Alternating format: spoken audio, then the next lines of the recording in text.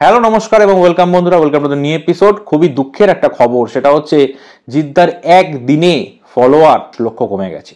অদ্ভুত একটা ব্যাপার না? জিদ্দার 14 মিলিয়ন ফলোয়ার হয়ে গেছিল, আগে ছিল 13 মিলিয়ন, 14 মিলিয়ন হয়ে গেছিল কিছুদিন আগেই, দিন 10 আগেই 14 মিলিয়ন হয়ে গেছিল এবং হঠাৎ করে দেখি 13 মিলিয়ন হয়ে গেছে। যেটা আমি জানি না এক্সাক্ট কারণটা কি, তবে যেটা বিভিন্ন লোকে বিভিন্ন জায়গায় বলছে, দেখছিলাম সোশ্যাল মিডিয়ায়, সেটা হচ্ছে জিদ্দা অপারেশন সিন্দুর নিয়ে একটি পোস্ট করেছিলেন। অপারেশন সিন্দুর বা অপারেশন সিঁদুর, যেটা ভারত সরকারের একটি অপারেশন, এবং সেটার পরে জিদ্দা এই যে ফলোয়ার্সটা কিন্তু অনেকটাই কমে গেছে।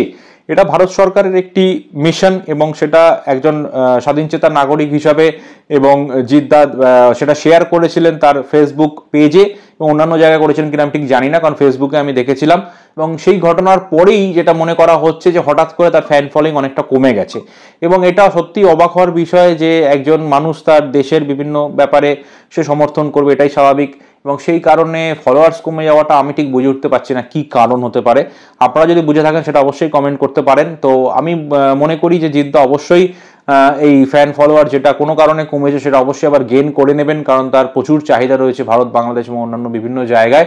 তবে এটা খুব আনফর্চুনেট যে একটা দেশীয় প্রজেক্টকে সমর্থন করার জন্য একজন সুপারস্টারের ফ্যান ফলোইং কমে যাবে।